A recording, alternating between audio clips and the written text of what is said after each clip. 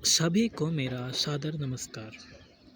आज मैं कुछ प्राचीन इतिहास के बारे में आपको कुछ जानकारियाँ लेकर आपके सामने आया हूँ। उम्मीद करता हूँ कि आपको ये जानकारियाँ पसंद आएँगी। तो देर ना करते हुए हम इसे शुरू करते हैं।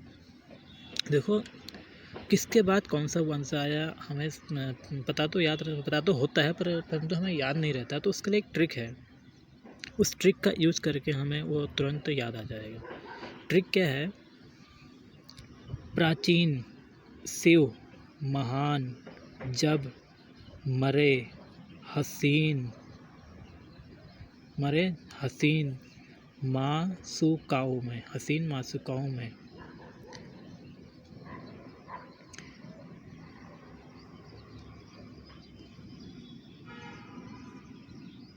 यूनानी, शक्कर, गुप्त रूप से बड़े त्रिकोणीय संघर्ष।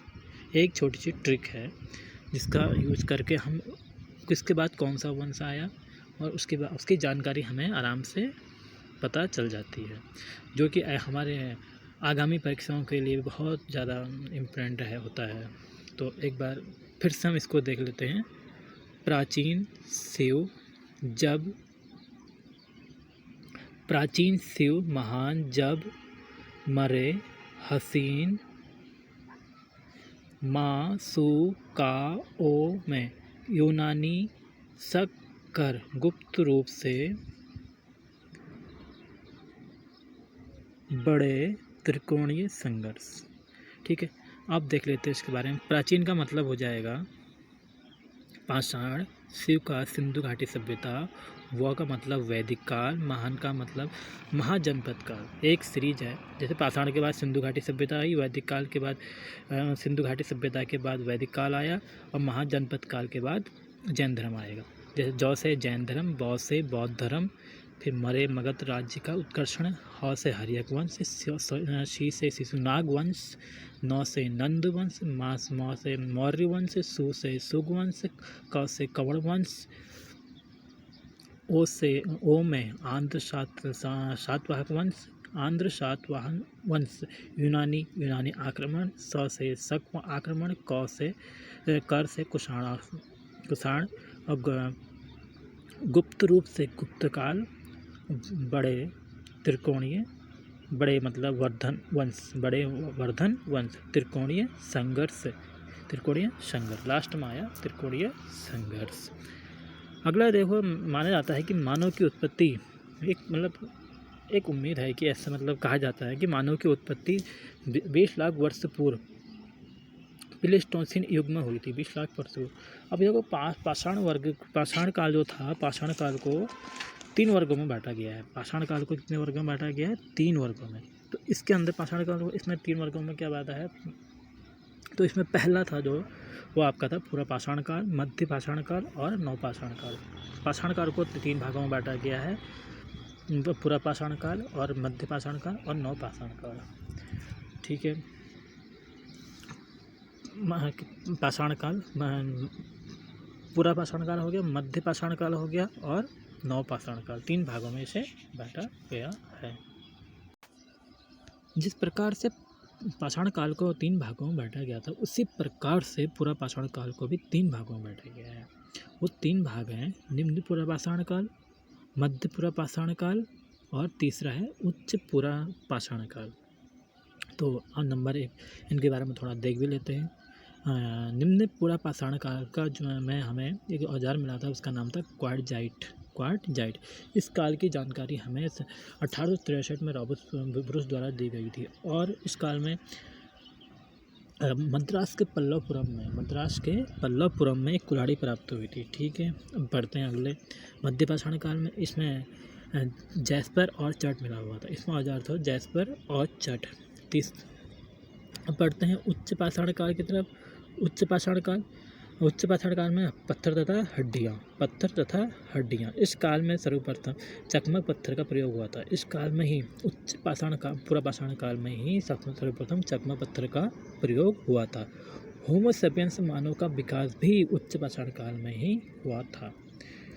तीसरा इसमें क्या है? इस काल में वेटिका मध्य प्रदेश में चित्रकारी के साक्ष्य प्राप्त हुए थे। ठीक है, चित्रकारी के साक्ष्य भी इसमें ही प्राप्त हुए थे। अब क्या है, अब पढ़ते हैं आगे को। मध्य पाषाण काल, मध्य पाषाण काल। ठीक है, अब जो दूसरा जो हमारा जो था, पहले हमने उसके 3 पार्ट पढ़े थे, 3 पार्टों में से दूसरे पार्ट के बारे में पढ़ रहे हैं। अब क्या, पूरा पाषाण काल के के बारे में हमने पढ़ लिया, अब पढ़ेंगे मध्य पाषाण काल के बारे में। देखो, मध्य पाषाण काल, इस काल में छोटे छोटे पत्थरों के औजारों को माइक्रोलिथ कहा जाता है। इस काल में जो छोटे छोटे पत्थर हमें प्राप्त हुए उन्हें माइक्रोलिथ कहा जाता है।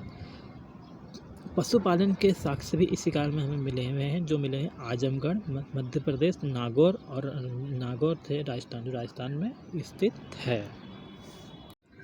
अब तीसरा पढ़ते हैं नवपाषाण काल।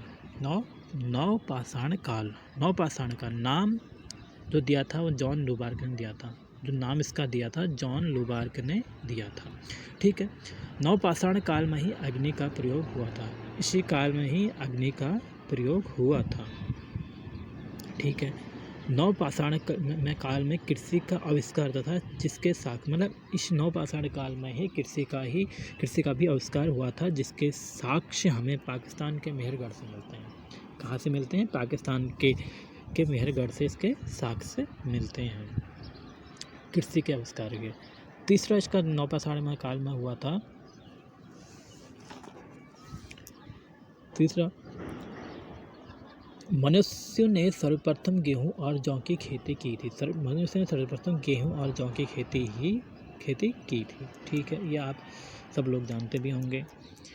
स्थायी जीवन का प्रारंभ भी इसी में हुआ था, नवपाषाण काल में ही स्थायी जीवन का प्रारंभ हुआ था।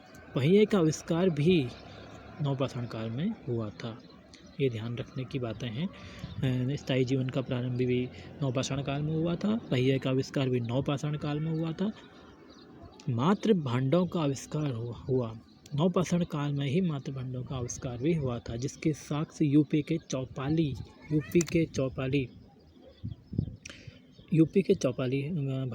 से प्राप्त हुआ है।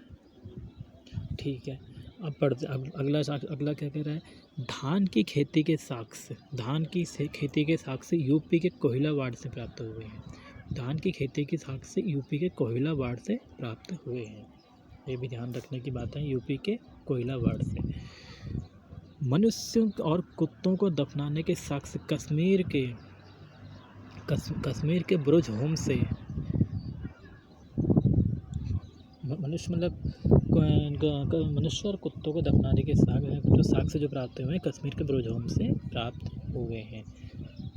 कश्मीर के ब्रुज होम से गर्तावास के साक्ष्य भी मिले हुए हैं। ये सब ध्यान रखने की बातें हैं, जो आपके आगामी परीक्षाओं के लिए बहुत ज़्यादा इम्पोर्टेंट होंगे, इनको आप ध्यान रखिए। अगला जो है नवपाषाण काल में जो हुआ था, मनुष्य ने सर्वप्रथम तांबे का आविष्कार किया था। ये ध्यान रखने की बातें हैं, मनुष्य ने सर्वप्रथम तांबे का आविष्कार किया था। मनुष्य ने सर्वप्रथम कुल्हाड़ी बनाई थी। मनुष्य ने सर्वप्रथम क्या बनाई थी? कुल्हाड़ी। मनुष्य संबंधी प्रमाण भारत में, मनुष्य संबंधी सर्वप्रथम प्रमाण जो हमें भारत में कहाँ मिले हैं? नर्मदा नदी घाटी में।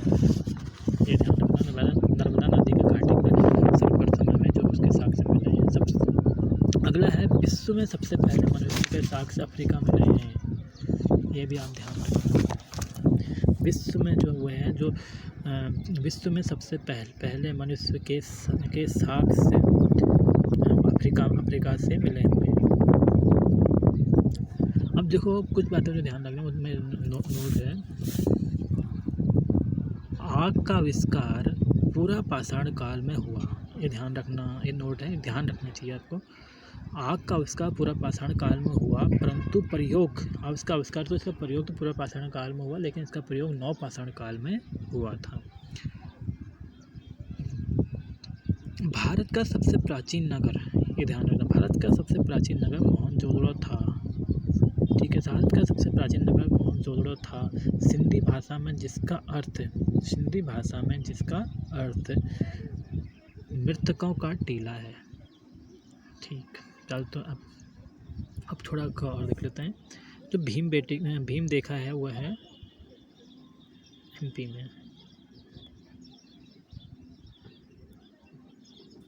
भीमदेगा एमपी में, आजमगढ़ जो है एमपी में, नागौर राजस्थान में, चौपाली मांडो यूपी में, मेहरगढ़ पाकिस्तान के बलूचिस्तान में, ब्रुज होम जो है कश्मीर में, कोहिडावाड़ यूपी में। धन्यवाद आप सभी का। मिलते हैं अपने नए टॉपिक, कुछ इंटरेस्टिंग टॉपिक के साथ। अगर आपको ये अच्छा लगा तो इसको देखें।